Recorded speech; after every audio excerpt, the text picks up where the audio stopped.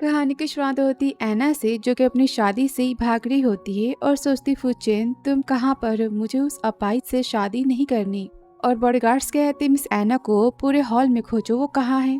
अब यहाँ पर ऐना तो बार बार फुचेन को फोन करती और वो तो कॉल को कट कर देता है। वो तो जिया के साथ होता है और जिया कहती है फुचेन ऐना तुम्हारा शादी के लिए वेट कर रही है, क्या तुम्हें उसके पास नहीं जाना। तो फुचेन कहता है ऐना वो तो बोरिंग है, उसे कौन ही पसंद करेगा। अब ये सारी बातें रूम के बाहर तो ऐना सुनती है। उसे पता चलता है कि फुचेन ने उसे धोखा दिया है और फुचेन की माँ ने ऐना को तो रिच फैमिली में बेचा है। जिया कहती ऐना शादी के लिए नहीं मानी तो फुचेन कहता है वो फैमिली उसे जाने नहीं देगी। इनका प्यार यहाँ पर तो चालू हो जाता है। सारी बातें सुनकर ऐना यहाँ पर रोती है। कहती फुचेन तुमने तो कहा था कि तुम मुझसे प्यार करते हो और तुमने मुझे धोखा दिया। और फिर वो तो वेडिंग हॉल में पहुंच जाती है और सोचती फुचेन आज के बाद तुम मेरा फायदा कभी उठा नहीं पाओगे। फिर आगे से रात का घर का, जहाँ पर ऐना की और मिस्टर फू की शादी हो जाती है। ऐना सोचती सब कहते कि मिस्टर फू रूथलेस और कोल्ड हार्ट के पर्सन है। कार के हादसे के बाद मिस्टर फू अपाहिज हो गए और कोमा में चले गए। अगर ये सारी बातें ना होती तो मैं फुशिंग की वाइफ तो कभी सपने में भी नहीं बन पाती। और तभी रूम में तो फुचेन आता है, जो कि फुशिंग का दूर का भतीजा है। और वो तो ऐना के हाथों को पकड़ता है, उससे माफी मांगता है तो ऐना गुस्से में हाथों को हटाती है। कहती है मैं तुम्हारी अंकल की वाइफ हूँ, मैं ऐना नहीं तुम्हारी आंटी हूँ। तो फुचेन कहता है ना तुम गुस्सा क्यों कर रही हो, मैंने जो किया तुम्हारी भले के लिए किया। देखना मेरे अंकल की डेथ की बाद सारी प्रॉपर्टी हमारी हो जाएगी, हम फिर से साथ हो जाएंगे। सुनते ही ऐना उसे धक्का मार देती है। तो फुचेन गुस्से में कहता है तुम मुझे इस वेजिटेटिव अंकल के लिए मना कर रही हो, इसे कभी होश आने वाला तो नहीं है। मैं हूं ना इसकी कमी पूरी करने के लिए। और बदतमीजी करने जाता है कि ऐना यहाँ पर चिल्लाती है। और तभी फुशिंग की आंखें यहाँ पर खुल जाती है। देखते फुचेन काफी डर जाता है, कहता है अंकल आई एम सॉरी और वहाँ से भाग जाता है। तभी ऐना सर्ट को बुलाती, कहती फुशिंग को होश आ चुका है। सर्ट बताती है कि डॉक्टर ने कहा है कि मिस्टर फुशिंग तो दिन में 1-2 बार ऐसे आंखें खोल सकते हैं। ये सारी बातें नॉर्मल है पर ये कभी नॉर्मल नहीं हो पाएंगे। अब उसके चाहती ही ऐना तो फुशिंग को चेक करती है और कहती काश तुम सच में ठीक हो जाते। देखो ना तुम्हारे पास कितने पैसे, और वो घटिया पर्सन फुचेन तुम्हारे पैसों का, तुम्हारी प्रॉपर्टी का वारिस बनना चाहता है। मैं नहीं चाहती कि वो तुम्हारा फायदा उठाए। अरे ये तो कुछ कह ही नहीं रहा है, इसका रिस्पॉन्स तो नहीं आने वाला। और फिर नेक्स्ट मॉर्निंग, जहाँ पर फुशिंग की माँ तो ऐना को खानदानी ब्रेसलेट देती है और कहती मैं चाहती हूँ कि तुम फू फैमिली को वारिस दो, मैं तुम्हारा और फुशिंग का बच्चा चाहती हूँ। ये सुनते ऐना बहुत ही हैरान हो जाती और अंकल आंटी कहते हैं कि फुशिंग तो कोमा में है ना, बच्चा कैसे हो सकता है। और वो तो फुचेन की बातें करते हैं तो फुशिंग की माँ कहती बिल्कुल नहीं, ऐना तो फू फैमिली को वारिस देगी। वो लड़का हो लड़की हो मुझे कोई फर्क नहीं पड़ता, वो खानदान का वारिस होगा। तभी आंटी कहती पर ऐना तो भी मास्टर की डिग्री ले रही है ना, उसके पढ़ाई में डिस्टर्बेंस होगा प्रेगनेंसी से। और सोचती है कि फुचेन इस खानदान का वारिस बनेगा। तभी फुशिंग की माँ कहती है ऐना से मैं चाहती हूँ कि तुम मेरी बातों के लिए हाँ कह दो, तो मैं तुम्हारे बच्चों के इस घर में कभी भी किसी भी चीज़ की कमी नहीं होगी और तुम्हारे पापा के इलाज भी मैं करवाऊंगी। तुम्हारी वेन फैमिली में मैं इन्वेस्टमेंट करूंगी और कंपनी को आगे बढ़ाऊंगी। अब सब यहाँ पर मना करते हैं कि यहाँ पर ऐना तो फुशिंग के बच्चे के लिए हाँ कह देती है और सोचती इस तरह से मैं तो फुचेन को फुशिंग की प्रॉपर्टी को हड़पने से रोक पाऊंगी और अपने पापा को भी मैं बचा सकती हूँ। फिर आगे सीन, जहाँ पर ऐना तो फुशिंग के साथ मिनट स्पेंड करती है और सोचती मैंने कभी नहीं सोचा था कि मैं किसी मैन के साथ ऐसा कुछ करूंगी बिना उसके परमिशन के। फुशिंग के फेस को टच करती है, कहती आई एम सॉरी पर मैं तुम्हारे खानदान की प्रॉपर्टी बचाने के लिए और अपने पापा के लिए सब कर रही हूँ, तुम्हारा फायदा उठा रही हूँ। अब उसकी सोती यहाँ पर फुशिंग की आंखें खुलती और उसके हाथों में तो मूवमेंट होती है। फिर नेक्स्ट मॉर्निंग, जहाँ फुचेन तो गुस्से में ऐना से मिलने आता है, चिल्लाता है ऐना क्या तुम पागल हो चुकी हो, तुम मेरे अंकल की बच्चे की माँ बनना चाहती हो, ऐसा कभी हो ही नहीं सकता। तो ऐना कहती कि मैं तुम्हारी आंटी हूँ, जबान संभाल के बात करो। और फुचेन तो बदतमीजी करता है, कहता है बच्चा चाहिए तो मैं तुम्हें दे ही सकता हूँ ना। कि यहाँ पर ऐना उसके लगा देती है, कहते अपनी हद में रहो। तो फुचेन कहता है मैं भी देखता हूँ कि तुम माँ कैसे बनती हो, और चला जाता है। तो ऐना सोचती है फुशिंग और मेरा बेबी तो हो के रहेगा। फिर आगे, जहाँ वो तो फुशिंग के साथ में ट्राई करती है, सोचती है हमारा बेबी तो हो के रहेगा। और इस तरह से 2 महीने तो हो जाते हैं। वो फुशिंग के फेस को टच करती कि फुशिंग तो अपनी आंखें खोल देता है। तो ऐना कहती है तुम जब भी अचानक से ऐसे होश में आते हो ना, मुझे डर लगता है तुमसे, 2 महीने तो हो चुके हैं। आई होप जल्दी हमारा बेबी आ जाए। मैं पहले नहा के आती हूँ, फिर मैं तुम्हें भी वाइप कर दूंगी। और वहाँ से वो तो नहाने चली जाती है। और तभी फुशिंग को यहाँ पर तो होश आ जाता है। अब रूम में तो ऐना आती फुशिंग को देखकर काफी हैरान हो जाती है। वो कहता है तुम हो कौन कि ऐना यहाँ पर, तो चिल्लाती है। उसका टॉवल गिर जाता है। फिर आगे जहाँ पर तो डॉक्टर आते हैं और बताते हैं कि मिस्टर फुशिंग का होश में आना तो चमत्कार है। और फिजियोथेरेपी के बाद तो मिस्टर फुशिंग भी चलना स्टार्ट कर सकते हैं। अब यह फुशिंग की माँ तो बहुत ही खुश होती है फुशिंग को देखकर, और खुशी की मारी वो तो बेहोश हो जाती है। अब डॉक्टर उन्हें अस्पताल लेकर जाता है और फुशिंग कहता है सर्वेंट से ये लड़की कौन है, तो वो कहती है आपकी वाइफ है। आपकी माँ ने आपकी शादी करवाई है। तो फुशिंग गुस्से में कहता है मैं कोमा में था और इसने मुझसे शादी की है, कमाल है। पक्का इसके अमीर बनने के सपने हो गए जो माँ ने पूरे किए। गुस्से में कहता है इसे बोलो कि निकले यहाँ से। तो है ना सोचती कमाल है, 2 महीने से मैं इसकी इतनी केयर कर रही हूँ, इसके साथ रह रही हूँ, और ये मुझसे कितनी रूडली बातें कर रहा है। पर जाने दो, लगता है मेरे इस घर से जाने का टाइम आ चुका है।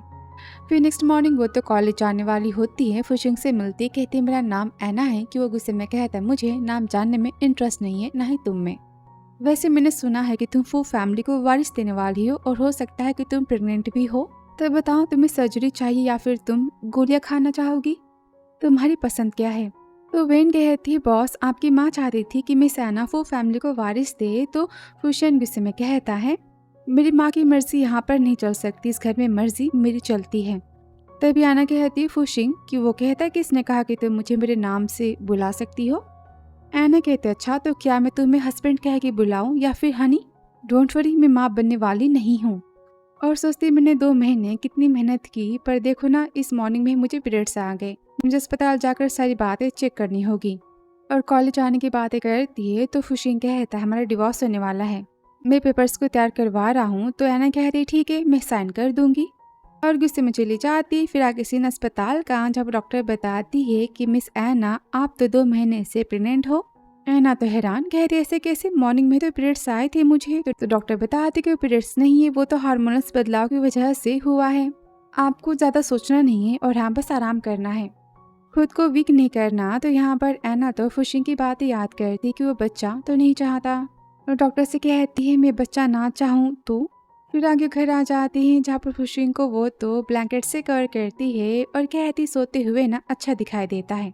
उठता है ना तो बस कड़वी बातें करता है कि तभी वो इसके हाथों में लड़की की फोटो को देखती है और सोचती फुशिंग को क्यूट टाइप की लड़कियाँ पसंद है। तभी फुशिंग तो जग जाता है, गुस्से में कहता है तुम क्या कर रही हो। तो ऐना कहती मैं बस तुम्हें ब्लैंकेट से कवर कर रही थी। तभी ऐना को खींच लेता है और कहता है बिना मुझसे पूछे तुमने मेरी चीजों को हाथ कैसे लगाया। ऐना कहती बस फोटो ही तो थी ना। कि फुशिंग गुस्से में कहता है आज से तुम्हें घर में खाना तो नहीं मिलेगा। और वो तो ऐना को रूम में लॉक करवा देता है और सर्वेंट से कहता है कि 3 दिनों तक ऐना को खाना या पानी मत देना। अब ऐना तो चिल्लाती रह जाती है और सोचती आखिर इस फोटो में लड़की कौन थी जिसके बारे में वो इतनी केयर कर रहा है। और फिर मॉर्निंग में तो फुशिंग की माँ आती है। आती ही वो तो ऐना की केयर करना स्टार्ट कर देती है कि वहाँ पर फुशिंग आता है और माँ उससे गुस्से में कहती कि मैंने तुम्हारी और ऐना की शादी करवाई थी, तुम उसके पीछे क्यों पड़े हो। तो वो कहता है माँ गलती करने पर सजा तो मिलनी चाहिए ना, आपकी वजह से मैंने उससे कुछ कहा नहीं और इस घर में मैं रहने की उसे परमिशन दे रहा हूँ, आप और क्या चाहती हो। और डिवोर्स की बातें करता है तो माँ गुस्से में कहती मैं जब तक जिंदा हो तब तक तुम्हारा और ऐना का डिवोर्स नहीं हो सकता। फिर आगे जहाँ ऐना फुशिंग से मिलने आती कहती मैं तुमसे डिवोर्स चाहती हूँ और सोचती मैं इसके साथ अब नहीं रह सकती। फुशिंग तुम 1 नंबर की डेविल हो। गुस्से में कहते जाओ तुम जिससे प्यार करते हो तुम उससे शादी करो, मुझे कोई फर्क नहीं पड़ता। तुम्हारी वजह से मैं तो रूम में लॉक रही, पता मेरी हालत कितनी खराब हो गई थी, मुझे तुम्हारी वाइफ नहीं बनना। तो फुशिंग कहता है किसने कहा कि तुम्हारी पनिशमेंट अभी खत्म होती है, मेरे साथ रहना तुम्हें इतना ही ज्यादा पेनफुल लगता है तो ठीक है तुम अब से मेरे साथ ही रहोगी आमिर खानदान की बहू बन के, और ये तुम्हारी सजा है, मैं तुम्हें डिवोर्स नहीं देने वाला। और चला जाता है कि ऐना सोचती है मैं जानती हूँ फुशिंग तुम मेरे बच्चों से कभी प्यार करने वाले तो नहीं हो। फिर आगे वो अस्पताल जाती है और डॉक्टर बताती कि ऐना के तो ट्विंस है। तो यहाँ पर ऐना सर्जरी की बातें करती तो डॉक्टर कहती है तुम्हारी फिजिकल कंडीशन तो काफ़ी वीक है, इस तरह सर्जरी करवाना फ्यूचर में हो सकता है कि तुम कभी माँ ना बन पाओ। अब वो रिपोर्ट्स लेकर तो बाहर आती और सोचती फुशिंग को पता चला बच्चों के बारे में तो वो मुझे इन्हें रखने ही नहीं देगा। और तभी से अपने पापा का फ़ोन आ जाता है फिर आगे घर पहुंच जाती जहाँ उसे पता चलता है कि उसकी स्टेप मॉम ने इलाज के सारे पैसे तो खुद पर ही खर्च कर लिए, उसके पापा का इलाज उसने करवाया ही नहीं। कहते हैं ना, तुम्हारे पापा की कंपनी बैंकरप्ट हो चुकी है, उसके ऊपर तो 800 मिलियन का कर्जा है और आज नहीं तो कल तुम्हारे पापा की डेथ भी होने वाली है। मुझे इससे कोई मतलब नहीं है। और वहाँ से गुस्से में चली जाती है कि एना के पापा कहते हैं बेटा मैं ठीक हूँ। तभी एना कहती पापा उसकी बातें मत सुनना, आप जल्दी ठीक हो जाओगे, मेरे पास इलाज के लिए पैसे हैं। तो पापा कहते हैं आई एम सॉरी, मैं एक अच्छा डैड नहीं बन पाया, मेरी मरते समय आखिरी ख्वाहिश है कि मैं तुम्हारी शादी और तुम्हारे बच्चों के साथ तुम्हारी खुशियों को देखना चाहता हूँ। एना तो रोते ही कहती पापा मैं माँ बनने वाली हूँ और आप अपने ग्रैंड चाइल्ड को न देख पाओगे, बस आप ना हिम्मत मत हारो। डैड कहते हैं ना मैं बहुत ही खुश हूँ और यहाँ पर उनकी तो डेथ हो जाती है। अगर अस्पताल आती है जहाँ वो तो काफी रोती और अपनी पापा की लास्ट विश को वो तो याद करती है। कहती बेबी पूरी दुनिया में बस तुम दोनों ही तो मेरी फैमिली हो, पर तुम्हारे पापा तुम दोनों को नहीं चाहेंगे, मैं जानती हूँ। वो तो काफी रोती है और सोचती नहीं चाहे जो हो जाए बच्चे मुझसे कोई नहीं ले सकता, मैं इन सबको फुशिंग से काफी दूर लेकर चली जाऊंगी। फिर आगे वो तो घर आती है जहाँ फुशिंग तो अपनी फ्रेंड की बर्थडे पार्टी को सेलिब्रेट कर रहा होता है और एना को देखकर कहता है कि यहाँ पर कोई तमाशा मत करना, हमारे मजे को तुम खराब मत करना। तभी टैंग की कहना से कि फुशिंग की माँ ने तरस खा के तुम्हारी शादी फुशिंग से करवा दी, वरना तुम जैसे बैंकरप्ट हुए खानदान की लड़की से शादी कौन करता। तो एना कहती डॉग की तरह आवाज है, मुझे बिल्कुल नहीं पसंद। टैंग तो काफी गुस्सा होती है, यार हिम्मत कैसे मुझसे इतनी बदतमीजी से बातें करने की, तुम जानती हो कि मैं फुशिंग के साथ कितने सालों से हूँ। तो एना कहती है फुशिंग अपने डॉग को तुम अपने कंट्रोल में रखो। और जाती तभी टैंग उसके हाथों को पकड़ लेती, कहती भले तुम फुशिंग की वाइफ हो कोई फर्क नहीं पड़ता, मैं जो चाहे तुम्हारे साथ वो कर सकती हूँ। तो एना गुस्से में बॉटल्स को तोड़ देती है और कहती हिम्मत मत करना मुझे टच करने की। अब यहाँ पर टैंग काफी डर जाती, कहती लड़की पागल हो चुकी है, देखो ना फुशिंग इसके पास तो मैनर्स नहीं है। तो एना कहते काम करो तुम फुशिंग से शादी कर लो, शायद तभी तुम्हारी साइड से बातें करें। और गुस्से में जाती तो फुशिंग सोचता है आखिर इसने फू फैमिली में शादी क्यों की है। और तभी फ्रेंड्स कहते हैं कि आज तो एना के फादर की डेथ हुई है ना, इसलिए वो अपना कंट्रोल इस तरह से खो बैठी है। टैंग कहती फुशिंग आई एम सॉरी, मुझे नहीं पता था एना के फादर की डेथ के बारे में। फुशिंग गुस्से में अपने हाथों को हटाता है और कहता है कि एना मेरी पर्सन है, उसे तुम दूरी रहना। तो टैंग कहती लेकिन फुशिंग कहता है उसे परेशान करने का हक बस मुझे है और किसी को नहीं, और यहाँ पर पार्टी खत्म होती सब घर जा सकते हो। और टैंग तो काफी गुस्सा होती, सब बातें बनाते हैं कि फुशिंग ने तो टैंग के सामने एना की साइड ली, उसे चूज किया है, लगता है ना फुशिंग एना से प्यार करता है। अब हर रूम में एना तो काफी रोती है अपने पापा की याद करके और दूर से फुशिंग सब कुछ देख रहा होता है। वो उसके पास जाता है और कहते पता है वो बोतल तो 1 मिलियन की थी। एना कहता अच्छा तो क्या मैं तुम्हें उसके पैसे पे करूं। वो कहते मैं बस तुम्हें बता रहा हूँ, नेक्स्ट टाइम ऐसा तुमने किया ना तुम्हें उसकी भरपाई करनी होगी। अब उसके जाते एना यहाँ पर तो काफी रोती है और फुशिंग कहता है सर्वेंट से आज काफी ठंड है, एना के लिए जिंजर का सूप तैयार करके उसे पिला दो। फिर आगे सीन एना के पापा की कंपनी का, जहाँ पर मिस्टर लू एना को उसके पापा के 800 मिलियन कर्जे के बारे में बताते हैं। अब यहाँ पर एना अपने पापा की कंपनी को बचाना चाहती तो मिस्टर लू उसे इन्वेस्टमेंट के बारे में और बैंक से लोन लेने के बारे में सजेशन देते हैं।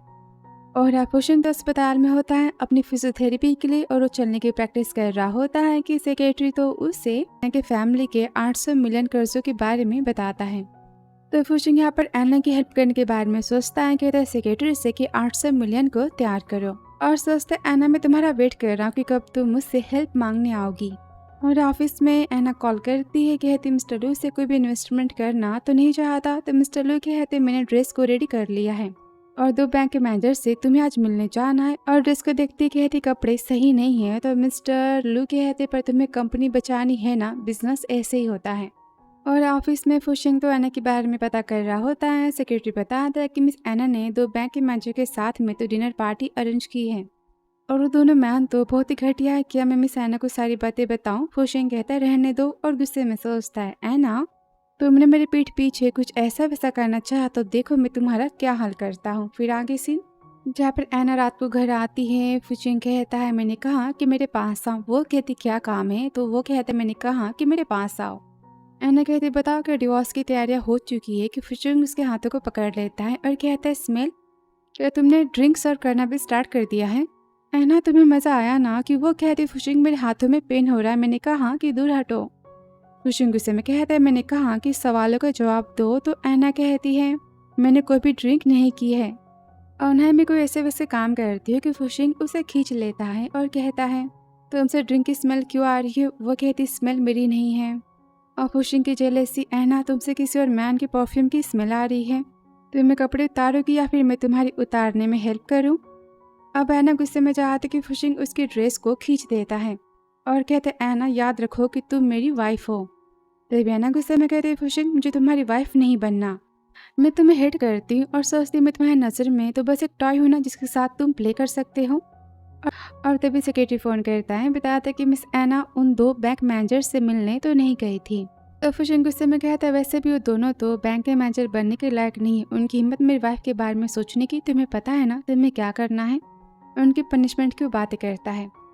फिर आगे ऐना अस्पताल जाती जहाँ डॉक्टर तो ऐना को फॉर्म पर साइन करने के लिए कहती है जहाँ उसे तो बेबी के पापा का नाम लिखना होता है। तो ऐना सोचती है अगर फुशिंग को बच्चे के बारे में पता चला तो वो पक्का सर्जरी की ही बातें करेगा। और तभी वो तो घर की बात याद करती है सीन फ्लैशबैक का, जहाँ पर फुशिंग की माँ बहुत ही गुस्सा होती कि ऐना उन्हें खानदान का वारिस नहीं दे रही। बोलते अपने प्रॉमिस को मत भूलना। गुस्से में चली जाती है कि ऐना यहाँ पर सोच रही होती। तभी फुशिंग आता है, कहता है ना हमारे बच्चे के बारे में सोचना भी मत वरना मैं क्या करूँगा तुम जानती हो ना। तो वो कहती है तुम हमेशा इतनी कड़वी बातें क्यों करते हो। फुशिंग कहता है ना तुम सच में मेरे साथ बच्चा चाहती हो। मैं पहले वार्निंग देता हूँ कि तुम ऐसे सपने देखना बंद करो। तो ऐना गुस्से में कहती मिस्टर फुशिंग तुम जानते हो ना कि मैं तुम्हें कितना हेट करती हूँ। मैं तुमसे बस डिवोर्स चाहती हूँ, तुमसे बच्चा तो मैं नहीं चाहती। फिर आगे सीन जहाँ मिस्टर लू तो ऐना को रिच मैन की लिस्ट सेंड करते हैं और लिखते हैं इनमें से किसी ने भी हमारी हेल्प की तो हमारी कंपनी बच सकती है। अब यहाँ पर ऐना तो फुशिंग के नाम को पढ़ती है और कहती है मुझे लगा था कि फुशिंग अमीर है पर मुझे नहीं पता था कि वो तो 1 नंबर का बिजनेसमैन है। पर मैं उससे इन्वेस्टमेंट की बातें तो नहीं कर सकती, ना ही उसे हेल्प मांग सकती हूँ। मुझे फुशिंग से दूर जाना होगा अगर उसे पता चला बेबी के बारे में तो। फिर आगे जहाँ पर ऐना ढेर सारी कंपनी में कॉल करती अपने प्रोडक्ट को बेचने की बातें करती पर सब तो मना करते हैं और वो तो बहुत ही परेशान होती। अब ये सब तो फुशिंग देखता है और सोचता है इस फूल को उदास देखकर मैं इतना सैड फील क्यों कर रहा हूँ। और तभी ग्रुप चैटिंग के मैसेज को देखता है जहाँ सब बातें करते हैं कि ऐना अपनी कंपनी को बचाना चाहती। सब लिखते उसने मुझे फ़ोन तो किया था पर मैंने मना कर दिया और सब यहाँ पर तो मजाक बनाते हैं। फुशिंग तो गुस्सा आता है, कहता है ऐना तुम सबसे हेल्प मांग सकते हो बस मुझसे तुम हेल्प नहीं मांगना चाहती। क्या मैं इतना बुरा पर्सन तुम्हारी नज़रों में। फिर नेक्स्ट ऑफिस में जब पर ऐना को किसी मिस्टर जेड का मैसेज आता है और वो कंपनी में इन्वेस्टमेंट की बातें करते। अब ऐना को सारी बातें पहले तो झूठी लगती है और वो तो वेरीफाई करने की बातें करती कि मिस्टर जेड तो ऐना के अकाउंट में 5 मिलियन ट्रांसफर कर देते हैं। ऐना को भरोसा हो जाता है और वो तो ऐना से मिलने की बात करते हैं। ऐना यहाँ पर बहुत ही खुश होती है, फाइनली कंपनी को कुछ मिलने वाला है। फिर सिन घर का रात का जहाँ फुशिंग कहते ऐना तुम कहाँ जा रही हो। तो ऐना यहाँ पर स्कूल फ्रेंड्स से मिलने जाने का बहाना मारती है। तो फुशिंग कहता है ऐना ये मत भूलना कि तुम मेरी वाइफ हो, तुमने मुझसे झूठ कहा ना, इसकी प्राइस बहुत ही महंगी पड़ेगी। अब ऐना तो बाय कह के चली जाती। फिर आगे सिन होटल का जहाँ पर वो तो मिस्टर जेड से मिलने जाती जो कि फुशिंग होता है। अब यहाँ पर डर जाती और फुशिंग कहता तुम मेरी बातें लगता है भूल चुकी हो, तुम यहाँ क्यों आई थी। तो ऐना कहते तुमने तो कहा था कि तुम ओल्ड हाउस डिनर पर जा रहे हो, तुम यहाँ कैसे, क्या तुम ही मिस्टर जेड हो। तो फुशिंग यहाँ पर साथ में ड्रिंक करने की बात करता है। तो ऐना वहाँ से जाती तो फुशिंग कहते मैंने कहा कि मुझे बातें रिपीट करना नहीं पसंद। अब ऐना गुस्सा करते जाती कि फुशिंग उसके हाथों को पकड़ लेता है और व्हील चेयर से वो तो खड़ा हो जाता है। वो देखकर तो ऐना बहुत ही शॉक होती है, कहती है फुशिंग तुम चल सकते हो। कि वो तो ऐना को पकड़ लेता है। अब उसके पास आती ऐना डर जाती, कहती फुशिंग आई एम सॉरी, मैं यहाँ पर मिस्टर जेड से मिलने आई थी, मैंने फ्रेंड से मिलने का बहाना किया था। फुशिंग उसके फेस को पकड़ता है और कहता है ऐना तुम जानती नहीं कोई पर्सन कौन है और तुम उससे मिलने यहाँ अकेले आ गई क्यों। तो वो कहती क्योंकि बस वही मेरी कंपनी को बचा सकता था, तो मैं ट्राई करना चाहती थी। कि यहाँ पर फुशिंग तो ऐना को किस करता है और कहता है ना लास्ट टाइम मैं तुम्हें समझा रहा हूँ कि तुम किसी से भी इस तरह बिना मुझे बताए नहीं मिल सकती, कोई भी दूसरा मैन तुम्हारे पास नहीं आ सकता मेरे सिवा। ऐना तो रोती कहती फुशिंग मैं तुम्हें हेट करती हूँ। तो फुशिंग कहता है ना तुमने तो बस एक सिप ली है और तुम इतना रो रही हो। और वो तो ग्लास को फेंक देता है। कहता है मैं ही मिस्टर जेड हूँ और अगर मेरी जगह कोई और होता तो तुम्हें पता भी हो तुम्हें कैसे ट्रीट करता। और यहाँ पर वो तो एना को किस करता है। अब एना खुद को रोक नहीं पाती और यहाँ पर दोनों तो नाइट स्पेंड करते हैं। फिर नेक्स्ट मॉर्निंग जहाँ फुशिंग कहता है एना तो रैबिट की तरह स्क्रैच करना भी जानती है और रात की बात याद कर कर वो बहुत ही खुश होता है कि तभी ऑफिस में तो टैंग आ जाती फाइल्स को लेकर और वो फुशिंग के लो बैट्स को देखती कहती क्या ये एना ने किया है। फुशिंग तो गुस्सा होता है चिल्लाते मैंने कहा कि दूर हटो कि तभी फाइल्स में तो एना की प्रेगनेंसी की रिपोर्ट को देखता है जिसमें फादर का नाम तो फुचेन होता है। अब यह टैंग तो फुशिंग को भड़काती कि देखो तुम्हारी पीठ पीछे तुम्हारे भतीजे से वो चक्कर चला रही है। प्रेगनेंसी को भी 2 मंथ हो चुके हैं ना, वो तो बस बच्चे को यूज कर केफू फैमिली की प्रॉपर्टी लेना चाहती थी। और फुशिंग तो गुस्सा होता कहता है टैंग से तुम यहाँ से जा सकती हो। फिर उस सेक्रेटरी को फ़ोन करता है और एना को अस्पताल ले जाने की बात करता है फिनिक्स इन अस्पताल का, जहाँ सिक्योरिटी तो एना को पकड़े होते। अब वहाँ पर तो फुशिंग आ जाता है और गुस्से में कहता है एना तुम मेरी वाइफ हो, तुम किसी और मैन की बच्चे की माँ नहीं बन सकती, अच्छा होगा कि तुम इसे भूल जाओ। तो एना कहती दूसरे का बच्चा। अब वो रिपोर्ट्स को दिखाता है कहता है हाँ ये बच्चा फुचेन का है ना। तो एना सोचती इस बच्चे को बचाने के लिए तो मैंने झूठा नाम लिखा था रिपोर्ट्स पर फुचेन का। और रोती कहती फुशिंग प्लीज़ मेरे बच्चे को जाने दो, मैं बच्चा चाहती हूँ। तो वो काफ़ी जेलस होता है कहता है तुमने मुझे किसी और मैन के साथ मिल के धोखा दिया है, मैं तुम्हें ज़िंदा रख रहा हूँ यही बहुत बड़ी बात है। डॉक्टर से वो तो सर्जरी करने की बात करता है और वहाँ से वो तो चला जाता है। अब एना यहाँ पर रोती है चिल्लाती फुशिंग तुम पछताओगे। और अस्पताल के बाहर तो फुचेन को बॉडीगार्ड्स लेकर आ जाते हैं जो उसकी बहुत ही कुटाई करते हैं और कहते हैं मैंने गलती क्या की है। तो फुशिंग बताता है कि एना तुम्हारे बच्चे की माँ बनने वाली है, क्या तुम सर्जरी देखना नहीं चाहोगे। तो फुचेन कहता है अंकल इम्पॉसिबल, मैं आज तक तो एना के साथ में सोया नहीं हूँ, वो बच्चा मेरा कैसे हो सकता है, वो बच्चा आपका है। तो फुशिंग चिल्लाता है फॉर्म पर बच्चे के फादर के नाम की जगह तुम्हारा नाम लिखा है, तुम्हें शर्म नहीं आती, तुम अपने बच्चे को अपना नाम भी देना नहीं चाहते, आखिर एना तुमसे प्यार कैसे कर सकती है। और फुचेन तो कहता है बस मुझे फंसा रही, मेरा नाम यूज़ कर रही है। तो फुशिंग सोचता है कि अब बच्चा सच में मेरा है कि तभी वहाँ पर डॉक्टर आती बताती सर्जरी हो चुकी है।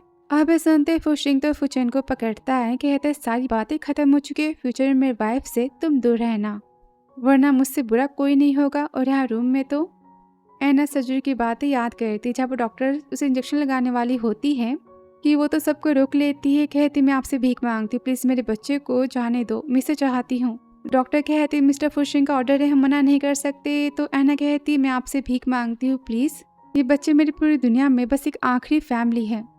अब डॉक्टर को यहाँ पर तो एना पर तरस आता है और वो नाटक करने के लिए मान जाती हैं।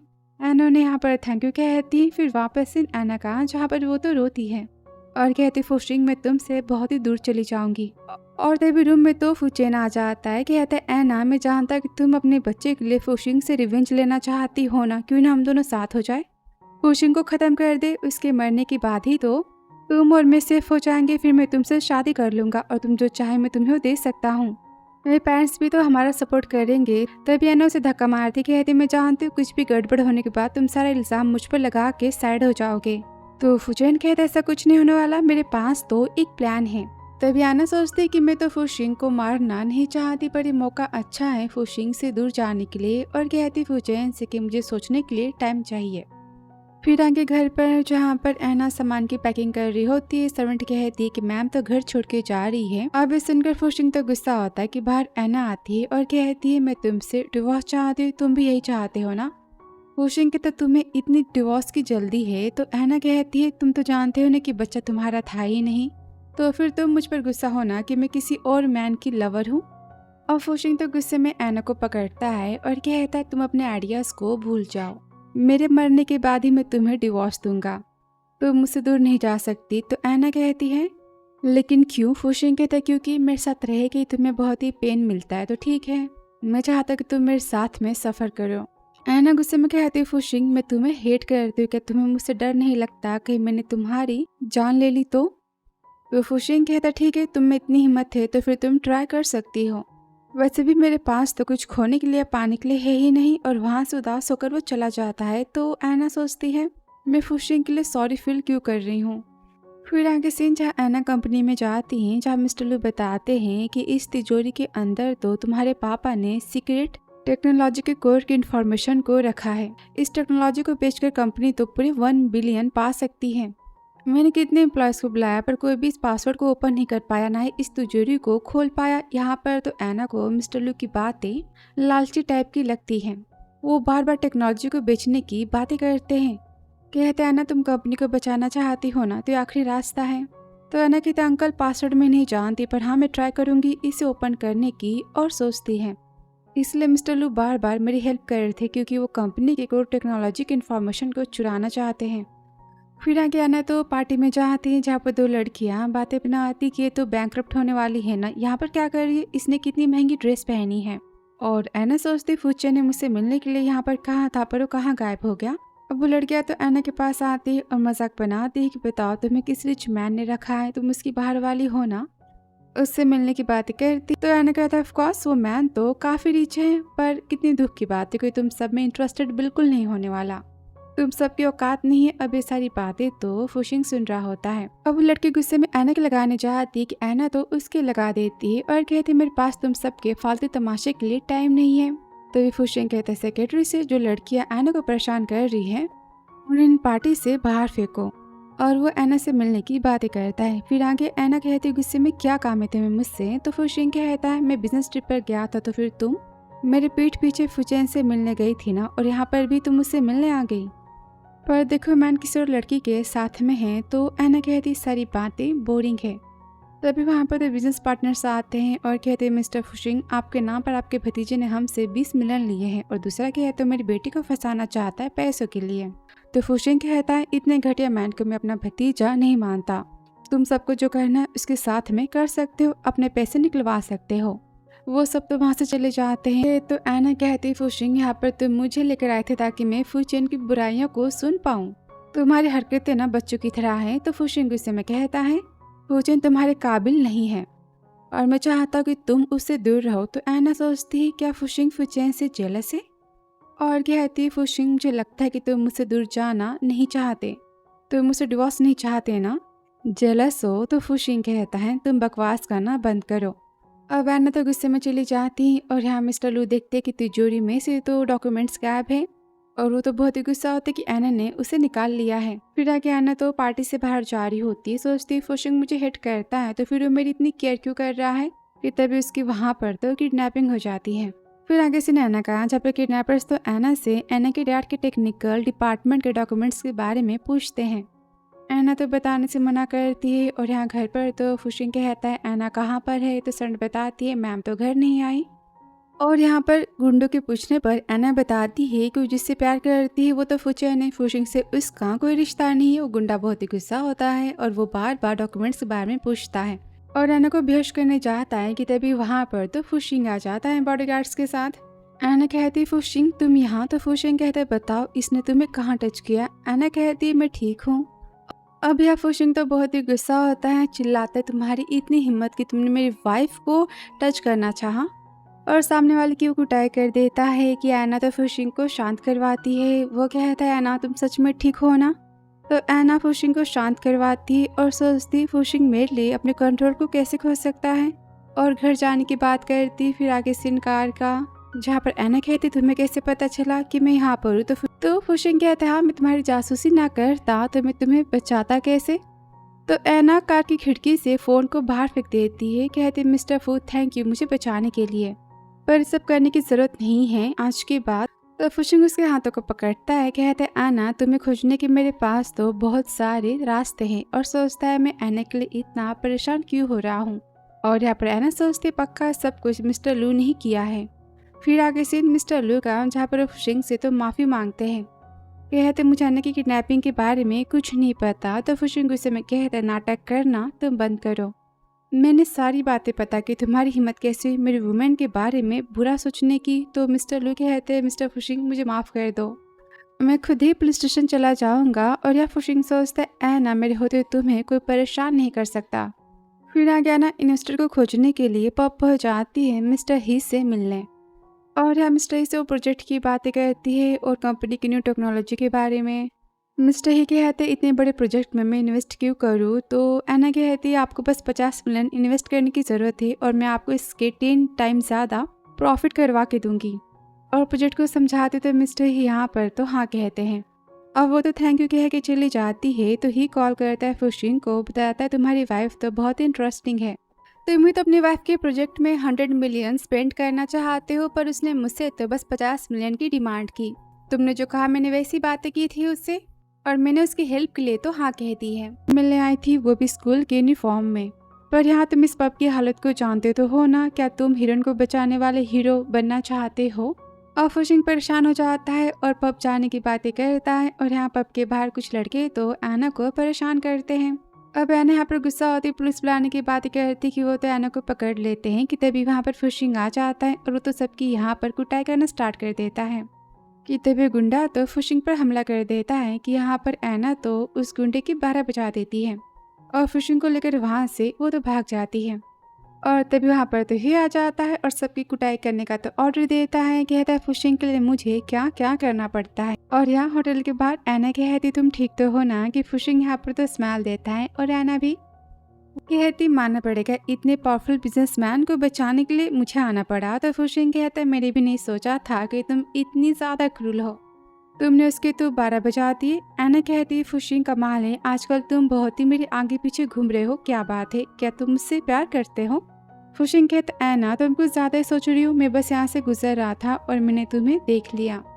तभी एना कहती हाँ तुम्हारी बातें सही है, वैसे भी तुम्हें पसंद करने की मेरे पास तो हिम्मत भी नहीं है, ना ही प्यार करने की। और जाते कि फुशिंग उसे रोक लेता है, कहता है एना तुम जितना सोचती हो मैं उतना बुरा पर्सन नहीं हूँ, जब तक तुम मेरी बातें मानोगी ये शादी नहीं टूटेगी। तो एना कहती फुशिंग जिस दिन मैंने अपना बच्चा खोया था ना, उसी दिन से हमारा रिश्ता भी टूट चुका था, मैं तो बस तुमसे डिवोर्स चाहती हूँ। तो फुशिंग बताता है न्यू प्रोजेक्ट के बारे में, कहता है इसके बाद तुम्हारे सारे कर्जे भी खत्म हो जाएंगे और कुछ पैसे तुम्हारे पास भी बच जाएंगे। तो एना कहती इसका मतलब मिस्टर ही को तुमने भेजा था मेरे पास, और उदास हो जाती है, कहती मुझे लगा था मैंने जो पाया अपनी मेहनत से ही पाया है, पर सारी बातें तुम्हारी चैरिटी की है, पर मुझे तुम्हारा एहसान नहीं चाहिए, मैं अपनी कंपनी सेल करने वाली नहीं हूँ। तो फुशिंग गुस्से में कहता तुम अभी भी फुचैन को चाहती हो, उसके लिए मुझे डिवोर्स दे रही हो ना, उसमें ऐसा क्या खास है? तो एना कहती मैं उसे पसंद नहीं करती। तो फुशिंग कहता है हाँ तुम जानती कि फुचैन तुम्हारी हेल्प नहीं कर सकता इन सारी बातों में, इसीलिए ना। एना कहती है फुशिंग तुम्हें क्या लगता है कि फीलिंग्स को पैसों से बाय किया जा सकता है? मानते मैंने उससे प्यार किया था, हम साथ में मूवी देखने जाते थे, टाइम स्पेंड करते थे, मैं काफ़ी खुश थी, पर उसने मेरी बॉटम लाइन को क्रॉस किया है, मुझे धोखा दिया है, मैं तो उसे भूल चुकी हूँ। और तुम्हारे बारे में क्या, तुम्हें कभी प्यार हुआ है किसी से? और वो तो फुशिंग की इस फोटो वाली बातों को याद करती है और कहती इसलिए तुमसे चाहते हो, तुमसे दूर जा चुका है। फुशिंग कहता है बकवास मत करो, कि तभी वहाँ पर सेक्रेटरी आ जाता है और कहता है बॉस कार रेडी है जाने के लिए। फिर आगे सिन कॉलेज का। एना कहती फुशिंग तुम यहाँ पर क्या कर रहे हो? तो वो कहता है तुम्हें कॉन्सर्ट देखना पसंद है ना, मैं टिकट्स लेकर आया हूँ। एना गुस्से में कहती इसकी ज़रूरत नहीं है। और फुशिंग का ज़बरदस्ती वाला प्यार, कहते हैं मैंने कहा तुम्हें लेना ही पड़ेगा। वो टिकट्स को देखकर एना बहुत ही खुश होती है, टिकट्स उसके फेवरेट म्यूजिशियन के होते हैं, कहते मैं इसे कितने सालों से पाना चाह रही थी। तो फुशिंग जलसे में कहता कि फुचैन तुम्हें कॉन्सर्ट के टिकट्स भी नहीं दिला सकता था, मैं तो उससे बहुत ही ज़्यादा अच्छा पर्सन हूँ। एना कहती बस भी करो, तुम बार बार खुद को फुचैन से कंपेयर क्यों करते हो? तभी रूम में क्लासमेट आ जाते हैं और कहते एना के साथ उतना हैंडसम मैन कौन है? कि एना कहती है मेरे क्लासमेट आ चुके हैं, और वो चाहती है कि तभी फुशिंग तो उदास होता है और सोचता है एना तुम मुझे इतना हेट करती हो कि तुम किसी के सामने भी मुझसे बातें करना नहीं चाहती। और एना सोचती है मैं कॉलेज में कोई गॉसिप नहीं चाहती। तभी फुशिंग उसके हाथों को पकड़ लेता है, कहता है एना जो कह रहा हो करना होगा, वरना तुम्हारी और मेरी शादी की न्यूज़ पूरे कॉलेज में छप जाएगी। मैंने कहा कि घर चलो। और एना सोचती है क्या फुशिंग मुझसे प्यार करता है? फिर आगे से ऑफिस का, जहाँ पर एना गुस्से में कहती है फुशिंग तुम कॉलेज में भी मेरा पीछा करते हो, अब ऑफिस में भी तुम आ गए, तुम क्या चाहते हो मुझसे?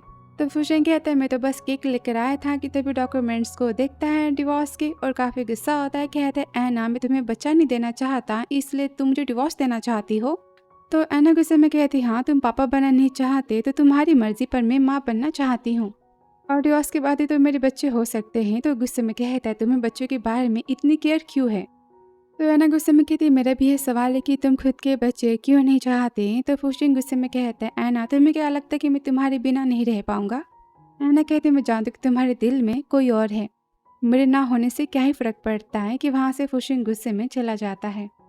और तभी एना को तो टैन ग्रुप से कॉल आता है। फिर आगे सीन जहाँ पर एना मिस्टर टैन से मिलने जाती है। जाने के प्रोजेक्ट में 50 मिलियन इन्वेस्ट करने के लिए तैयार हो जाते हैं। अब यहाँ पर एना बहुत ही खुश होती और यहाँ मिस्टर ही तो फुशिंग को बताते हैं कि तुम्हारी वाइफ तो मिस्टर टैन से मिलने गई थी और डील भी फाइनल हो चुकी है। तो फुशिंग कहता है टैन बिना किसी इरादे के एना से नहीं मिल सकता, कोई बात जरूर है, उस पर नजर रखो। तभी कहता है फुशिंग के तुम्हें एना से प्यार हो चुका है। तो फुशिंग कहता है एना मेरी वाइफ है, ये सारी बातें नॉर्मल तो है ना। और कैफे में मिस्टर टैन कहते हैं एना मैं नहीं चाहता कि डील की सारी बातें फुशिंग को पता चले। क्या तुम जानते हो कि फुशिंग ने अपनी पापा की जान ली है। अब ये एना तो हैरान हो जाती है। और फिर आगे उसमें फुशिंग तो एना से मिलने आता है, कहता है कि टैन अच्छा पर्सन नहीं है, तुम उससे दूर हो, डील को कैंसिल करो। कि एना यहाँ पर गुस्सा होती है, कहती फुशिंग मेरी बातों से तुम दूर रहो तो अच्छा होगा। और चाहते कि तभी यहाँ पर फुशिंग की माँ जाती है और एना के लगा देती, कहती मुझे नहीं पता था कि तुम्हारा चक्कर फुचेन से, वरना मैं तुम्हारी शादी फुशिंग से कभी ना करवाती।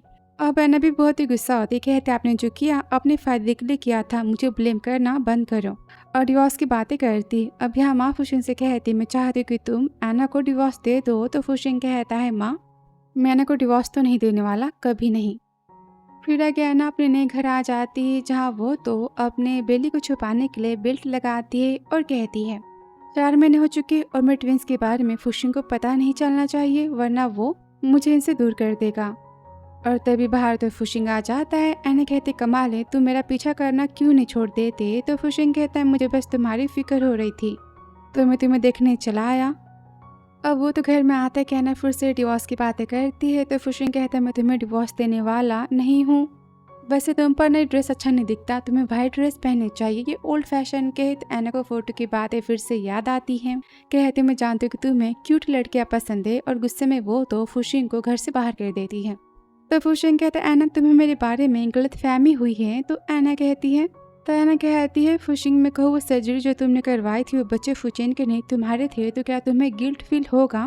तो फुशिंग कहता है नहीं, मेरे बच्चे इस दुनिया में नहीं आ सकते। एना जरूरी नहीं है कि सबको अपनी लाइफ में बच्चे चाहिए हो। और उसे अपनी पास्ट की बातें याद आती जहाँ उसके पापा उसे हमेशा परेशान करते थे। उसे कभी भी अपने पापा का प्यार या फैमिली का प्यार तो मिला ही नहीं। वो अपने पास्ट के दर्द को याद करता है और कहता है मुझे बच्चे नहीं चाहिए। एना तो गुस्से में दरवाजा बंद कर लेती है और सोचती फुशिंग सच में तुम इंसान नहीं हो। अब बाहर बारिश में तो फुशिंग भीग रहा होता है और कहता है एना तुम्हें सच में अपने बच्चे चाहिए, तुम्हें इतनी पसंद है। और यहाँ पर एना डिवोर्स के पेपर्स पर साइन करती है। सोचती फुशिंग मेरे बच्चे बिना पापा के रह सकते, पर पापा की नफरत के साथ वो नहीं रहेंगे। और फुशिंग तो घंटों वेट करने के बाद वहाँ से चला जाता है। और तभी एना को मिस्टर टैन का फ़ोन आता है। वो कहते हैं तुम्हारी प्रेगनेंसी के बारे में फुशिंग जानता है, क्या तुम्हें अपने बच्चे का पापा चाहिए। फिर नेक्स्ट डे वो तो मिस्टर टैन से मिलने जाती, जो कि उसे ऑफर देते हैं कि मैं तुमसे शादी करना चाहता हूँ और तुम्हारे बच्चों को मैं अपने खानदान का नाम दूंगा। तो एना सोचती पक्का इसका कोई ना कोई प्लान इसके पीछे ज़रूर है। कि तभी वहाँ कैफे में तो टैंग आ आती वो तो एना के ऊपर पानी फेंक देती है। टैंग कहता टैंग क्या तुम पागल हो। तो टैंग कहती भैया आप इस एना की बातों में मत आना, ये 1 नंबर की चालबाज पर्सन है। अब एना सारी बातें समझ जाती है और टैंग तो एना के लगाने वाली होती है कि एना ही उसके लगा देती है। और गुस्से में कहते टैंग से कि मैं तुम्हारे प्रपोजल को रिजेक्ट करती हूँ और चाहती है कि तभी टैंग को तो उसका भाई रोकता है। पर टैंग गुस्से में एना के पास जाती है और गुस्से में कहते हैं ना तुम्हारी वजह से रात भर फुशिंग तो बारिश में खड़ा रहा, उसकी तबीयत खराब होगी, उसने अस्पताल जाने से भी मना कर दिया। तुम जानती हो ना कि उसकी बॉडी कितनी ज़्यादा वीक है, क्या तुम उसकी जान लेना चाहती हो। तो एना कहती है बस उससे डिवोर्स चाहती हूँ, फुशिंग से मुझे कोई फ़र्क नहीं पड़ता। और चाहती कि उसके पीछे भागते हुए टैंग जाता है और कहते मैं जानता कि तुम फुशिंग को डिवोर्स देना चाहती हो ना, पर इतनी आसानी से मानने वाला नहीं है, मैं तुम्हारी हेल्प करूंगा। तो एना कहती बताओ तुम्हारा इरादा क्या है। टैन बताता है कि मैं इस सिटी का सबसे रिच पर्सन बनना चाहता हूँ और तुम्हारी काबिलियत पर मुझे भरोसा है, उस प्रोजेक्ट पर भी। फुशिंग तो बच्चे नहीं चाहता ना, क्या तुम अपने बच्चों को बचाना नहीं चाहती, मैं तुम्हारी हेल्प कर सकता हूँ। एना कहती तुम मेरा यूज़ करके मेरी पति की इंसल्ट सबके सामने करना चाहते हो। तो टैन कहता क्या फ़र्क पड़ता है, मैं फुशिंग को बर्बाद करना चाहता हूँ और तुम खुद को बचाना चाहती हो। अब एना सोचती मुझे बच्चे अपने बचाने तो है ना, और वो तो डील के लिए हाँ कह देती है। फिर आगे फुशिंग के घर आती है और टैंग की बात याद करती कि फुशिंग की तबीयत तो खराब है। तभी वहाँ पर तो सरुण आ जाती है और कहती है कि मिस्टर फुशिंग बार बार बस आपका ही नाम ले रहे थे। तो एना कहती मैं यहाँ पर बस अपने सामान को लेने आई हूँ और वो तो फुशिंग के रूम के पास जाती हैं जहाँ पर टैंग तो फुशिंग की केयर कर रही होती है। अब एना यहाँ पर जेलस होती है और सोचती एना तुझे क्या लगा था कि फुशिंग तुझसे प्यार करेगा, और उसे जाता हुआ तो टैंग देख लेती है। उसे उसके पास जाती है, कहती तुमने तो कहा था कि तुम उसे डिवोर्स देना चाहती हो। एना कहती यहाँ पर बस मैं अपने सामान को लेने आई थी। तो टैंग कहती बहाने करना तुम बंद करो, मैं जानती कि तुम फुशिंग का पीछा छोड़ने वाली नहीं हो।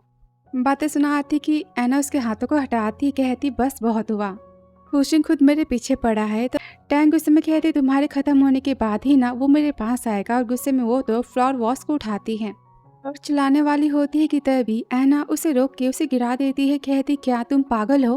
तो फुशिंग कहता है आवाज़ें कैसे आ रही, और वो सामने तो एना को देखता है और टैंग कहते फुशिंग मैं तुम्हारी केयर कर रही हूँ, और एना मुझसे जेलस है कि फुशिंग उसे धक्का मार देता है। कहता है तुम्हें क्या लगता है कि मैं पागल हूँ, और एना कहती तुम दोनों आराम से अपनी एक्टिंग कंटिन्यू करो, मेरे पास टाइम नहीं है, और गुस्से में वो तो चली जाती है। फुशिंग चिल्लाता है टैंग पर कि आज के बाद तुम मेरे घर मत आना, निकल जाओ यहाँ से। फिर आगे सीन जहाँ पर एना को प्रोजेक्ट के लिए तो इन्वेस्टर मिल जाते हैं। वो बहुत ही खुश होती है कि प्रोजेक्ट भी कंप्लीट होने वाला है और मेरे बच्चे भी हैप्पीली इस दुनिया में आ सकते हैं। कि तभी डोरबेल बजती है और बाहर तो फुशिंग होता है। वो कहते तुम्हारी तबीयत खराब थी ना, तो फिर तुम यहाँ क्यों आए। तो फुशिंग कहता है मेरे और टैंग के बीच में कुछ नहीं है। एना कहती मुझे तुम्हारे अफेयर्स के बारे में वैसे भी नहीं जानना, तुम्हें बुखार है, तुम घर जा सकते हो। कि फुशिंग उसे मना करता है, कहता है बारिश होने वाली ड्रायर भी मैं लेकर नहीं आया हूँ, क्या मैं यहाँ पर आज रात के लिए रह सकता हूँ। अब एना हाँ कर देती है कि फुशिंग रूम में तो टैंग की कंपनी के प्रोजेक्ट्स को देख लेता है और काफ़ी गुस्सा करता है कि एना ने टैंग के साथ में प्रोजेक्ट कर लिया है।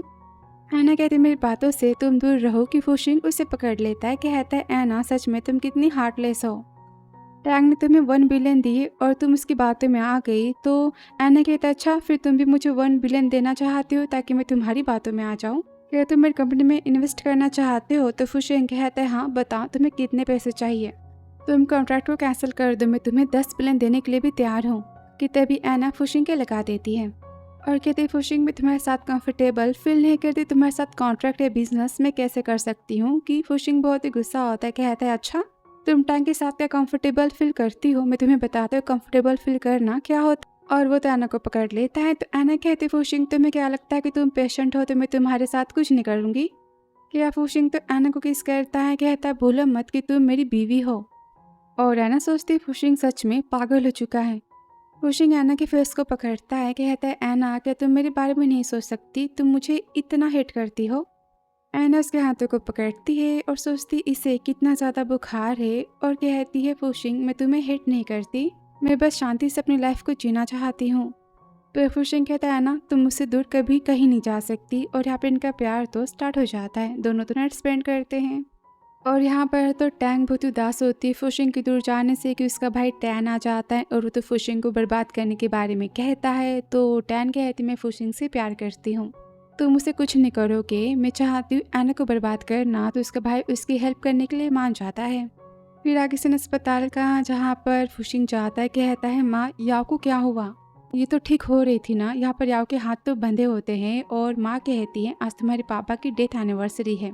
उसके फेस को याद करने के बाद तो याओ और भी ज़्यादा परेशान हो गई। और तभी फुशिंग को तो एना का फ़ोन आ जाता है, माँ कहती तुम उससे बात नहीं करोगे और कॉल कट कर देती है। और ऑफिस में एना सोचती है फुशिंग ने मुझे 2 बिलियन तो ट्रांसफ़र कर दी, फिर ये कहाँ चला गया, ये पैसे देकर मेरे साथ में बस सोना चाहता था। और तभी सेक्रेटरी आके बताता है मैम एक्सपेरिमेंट तो सक्सेसफुल हो चुका है। अब यहाँ पर एना बहुत ही खुश होती है। तभी ऑफिस में तो टैंग आ जाता है और एना को बिजनेस पार्टी के लिए इनवाइट करता है। अब यहाँ पर एना उसे मना करती कि वो तो पार्टी में जाने की जिद करता है। तो एना लास्ट टाइम के लिए मान जाती है। फिर आगे सारी बातें फुशिंग को पता चलती है, वो तो बहुत ही गुस्सा होता है, कहता है एना बिना मुझसे पूछे टैंग फैमिली कैसे जा सकती है। सोचता है पक्का टैंग का कोई प्लान तो होगा और वो तो टैंग फैमिली जाने की बात करता है। फिर आगे एना टैंग फैमिली तो पहुंच जाती पर पार्टी में जाने से मना करती और गिफ्ट को देकर वहां से वो तो चली जाती है। अब टैन फैमिली में तो फुशिंग उसे खोजते हुए आ जाता है और सेक्रेटरी बताते हैं टैन को कि मिस्टर फुशिंग अकेले आए हैं। अभी जानकर तो टैन बहुत ही खुश होता है, कहता मुझे पता ही था कि आने के पीछे फुशिंग यहाँ ज़रूर आएगा। और वो तो सिक्योरिटी से फुशिंग को ख़त्म करने की बात करता है। और यहाँ घर के बाहर आते ही एना तो फुशिंग के ढेर सारे मिस कॉल्स को देखती है। पर सेक्रेटरी आ जाता है, कहता है मैम आप बाहर हो, बॉस तो आपको खोजते हुए घर के अंदर गए थे, उन्हें गए हुए तो घंटे हो चुके हैं। अब ये सुनते एना और सेक्रेटरी भागते हुए अंदर जाते हैं। अब यह अंदर तो सर्वेंट फुशिंग को मेडिसिन वाला पानी देती है और कहती मिस एना आपसे मिलने आ रही है। अब फुशिंग तो चाल को समझ जाता है और वो तो बेहोश होने का नाटक करता है। जहाँ उसने तो पानी फेंक दिया होता है कि तभी वहाँ पर तो गुंडा आ जाता है और वो तो हमला करने जाता है कि तभी फुशिंग उसे पकड़ लेता है और तो फुशिंग पर यहाँ हमला कर देता है। अब यह फुशिंग तो खुद को बचाते हुए बाहर जा रहा होता है कि तभी वो बेहोश होने लगता है और वहाँ पर तो एना जाती, कहती फुशिंग आंखें खोलो, तुम्हें कुछ नहीं हो सकता। तो फुशिंग कहता है एना फाइनली तुम्हें मेरी केयर होने लगी और यहाँ वो तो बेहोश हो जाता है। वो उसे अस्पताल लेकर जाते हैं और यहाँ पर टैंग तो बहुत ही गुस्सा आता है, इसका प्लान तो फ्लॉप हो चुका है। और तभी वहाँ पर तो टैंग आती, कहती भैया आपने कहा था ना कि फुशिंग को कुछ नहीं होगा। तो टैंग उस समय कहता है तुम मेरे और अपने बारे में सोचो, होश में आने के बाद तो फुशिंग टैंग फैमिली को बर्बाद कर देगा। और यहाँ फुचेन की फैमिली बहुत ही परेशान होती है, कहते कि टैंग फैमिली की हमने हेल्प की थी फुशिंग को बर्बाद करने में, ये बातें पता चलने के बाद फुशिंग तो हम सबको खत्म ही कर देगा। अब वो तो जिया को भेज देते फुशिंग के पास उस इंजेक्शन देने के लिए पॉइजन का कि तभी यहाँ फुशिंग को तो होश आ जाता है और वहाँ पर तो एना जाती बॉडीगार्ड्स के साथ में और वो सब तो जिया को पकड़ लेते हैं। अब फुशिंग तो उसे पुलिस स्टेशन ले जाने के लिए कहता है और यहाँ पर एना फुशिंग के हाथों को पकड़ती है। ये फुशिंग कहते हैं मैंने कहा था कि तुम यहाँ नहीं आ सकती, कुछ तुम्हें हो जाता तो एना कहती है तुम्हारी हालत की जिम्मेदार तो मैं ही हूँ ना, और हमारा डिवोर्स अभी तक हुआ ही नहीं है, नाम के सहित तुम मेरे पति तो हो ही। अब यह फुशिंग तो स्माइल देता है और कहता है ना मैं लास्ट टाइम तुमसे पूछना चाहता हूँ क्या तुम मुझसे डिवोर्स चाहती हो। तो एना कहते फुशिंग मैं भी तुमसे पूछना चाहती हूँ क्या तुम हमारे बच्चे चाहते हो, क्या हमारी फैमिली बन सकती है। तो फुशिंग कहता है ना बच्चों के सिवा तुम मुझसे जो चाहे वो मांग सकती हो, मैं तुम्हें दे सकता हूँ। एना अपने हाथों को हटा लेती, कहती फुशिंग तुम और मैं अच्छे मैच नहीं है। अब इसको जाता हुआ देख तो फुशिंग यहाँ पर रोता है। और फिर कुछ हफ्ते बाद एना सोचती है कि टैन की और फुजिन की गिरफ्तारी तो हो चुकी है। फुशिंग से मैं तो अब तक नहीं मिल पाई और मिलने जाती कि वहाँ फुशिंग की माँ आ जाती है और एना पर गुस्सा करती है। फुशिंग की हालत की जिम्मेदार वो एना को ठहराती है कि एना उन्हें डिवोर्स के पेपर्स देती है। और माँ तो एना को बहुत ही हिट करती है। वहाँ पर फुशिंग आता है, कहता है क्या यहाँ पर एना आई थी। तो माँ कहती नहीं, वो तुमसे मिलने क्यों आ गई, उसने डिवोर्स के पेपर्स तो ईमेल करवाए थे, ये देखो। अब जब फुशिंग डिवोर्स के लिए मान जाता है, माँ हैरान हो जाती है और सेक्रेटरी कहता है बॉस मिस एना रोज आपसे मिलने आती थी पर आप उनसे मिलने हमेशा मना करते थे, क्यों। तो फुशिंग कहते हैं क्योंकि मुझे डर है उससे मिलने के बाद कहीं मैंने उसे हर्ट कर दिया तो, मैं चाहता कि वो मुझसे दूर ना जाए, कहीं मैंने उसे अपने घर में बांध के रख लिया तो। आगे उसके हाथ में डिवोर्स के पेपर्स होते हैं और सोचता है एना मैं तुम्हें हर्ट करना नहीं चाहता, वैसे भी मैंने लाइफ में कभी प्यार तो पाया नहीं किसी का, ना ही मैं उसके काबिल हूँ, तुम्हें तो आज़ादी चाहिए ना, मैं तुम्हें दे सकता हूँ। और पेपर्स में तो एना के लेटर को देखता है, उसने लिखा होता है फुशिंग में तुम्हें तुम्हारे 2 बिलियन वापस करती हूँ, वो फैमिली की चीज़ों पर मेरा हक नहीं है और ना ही तुम पर मेरा कोई हक है। मानते मेरी शादी कॉन्ट्रैक्ट थी पर सच में मैं हमारे बच्चे चाहती थी, तुम अपने बच्चे नहीं चाहते पर मैं खुद के बच्चे चाहती तो हूँ और मैं जानती हूँ कि तुम मुझसे प्यार कभी कर ही नहीं सकते क्योंकि तुम्हारे दिल में कोई और वूमेन है, उसके साथ तुम हमेशा हैप्पी रहना। उसे ब्लेसिंग देती है कि यहाँ पर फुशिंग तो रोता है और डिवोर्स के पेपर्स पर वो तो साइन कर देता है, कहता है एना मैं तुम्हें तुम्हारी आज़ादी देता हूँ। अब डिवोर्स के पेपर्स मिलने के बाद तो एना चाइना छोड़ के विदेश चली जाती है अपनी न्यू लाइफ को स्टार्ट करने के लिए।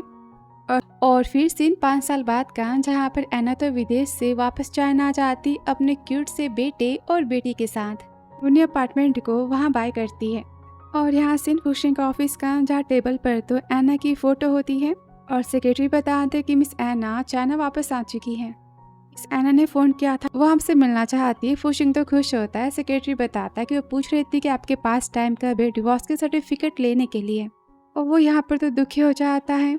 फिर आगे सीन होटल का, जहाँ पर एना तो ड्रिंक कर रही होती है कि वहाँ पर फुशिंग आता है, कहता है एना ये जगह तो सही नहीं है। कि एना कहते हैं मिस्टर फुशिंग कल 10 बजे हम डिवोर्स पेपर्स लेने जाएंगे। फुशिंग जेलसी में कहता है एना क्या तुम फिर से किसी मैन से शादी करना चाहती हो। तो एना कहती है मिस्टर फुशिंग मेरे बारे में अब तक भूले नहीं ना। तो फुशिंग कहते एना तुमने काफ़ी पी रखी है।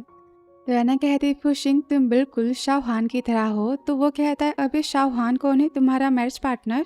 जेलस होता है कि ऐना कहती है फुशिंग मैंने तुम्हें बहुत ही मिस किया। फुशिंग कहता है मैंने भी तुम्हें बहुत ही मिस किया और यहाँ पर वो तो किस करता है। अब दोनों यहाँ पर तो नाइट स्पेंड कर लेते हैं। फिर नेक्स्ट मॉर्निंग जहाँ पर ऐना काफ़ी हैरान हो जाती है, कहती है फुशिंग तुम मेरे बिस्तर पर क्या कर रहे हो। तो वो कहता है कि रात की बातें तुम भूल चुकी हो। ऐना सोचती है भगवान मैं डिवोर्स लेने आई थी और मैंने ये सब क्या किया। और फिर वो तो घर जाने की बातें करती कि फुशिंग उसे पकड़ लेता है, कहता है क्या तुम फिर से मुझे ट्राई करना चाहोगी। मेरी तो हाँ है किस करने जाते कि तभी ऐना को फ़ोन आ जाता है और वो तो बेबी नाम पढ़कर जेलस होता है और ऐना फ़ोन पर कहती है अपने बेटे से कि सॉरी कल रात को लेट हो गया था, मैं घर जल्दी आ जाऊंगी, तुमने मुझे मिस किया। अब ये सब सुनकर फुशिंग और भी जेलस होता है। अब ऐना कहती है फुशिंग रात की सारी बातें तुम भूल जाओ, वैसे भी हम बड़े तो हो ही चुके हैं ना। और वहाँ से वो चली जाती है। तभी फुशिंग सेक्रेटरी को फ़ोन करता है, कहता है पता करो कि ऐना के लाइफ में दूसरा मैन कौन है।